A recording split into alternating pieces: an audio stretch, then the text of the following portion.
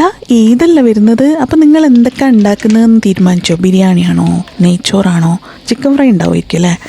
പിന്നെ ഡെസേർട്ടിന് എന്താ തീരുമാനിച്ചോ? അഥവാ തീരുമാനിച്ചില്ലെങ്കിൽ ഈ ഡെസേർട്ട് നിങ്ങൾക്ക് വേണ്ടിയിട്ടാട്ടോ. അപ്പോൾ ആദ്യം തന്നെ ചെയ്യേണ്ടത് ഭയങ്കര സിമ്പിൾ ഡെസേർട്ടാണ്. പിന്നെ ആകെ നമ്മൾ കുറച്ച് കാര്യം ചെയ്താൽ മതി. ഈ നമ്മൾ ചവ്വരിയില്ലേ, സാഗോ, അതൊന്ന് വേവിച്ച് വെക്കണം. പിന്നെ എല്ലാം മിക്സ് ചെയ്യുന്നതാണ്. പിന്നെ കുക്കിംഗ് ഇല്ല, അതാണ് അതിൻ്റെ ഏറ്റവും വലിയൊരു ഹൈലൈറ്റ് എനിക്ക് തോന്നി കേട്ടോ.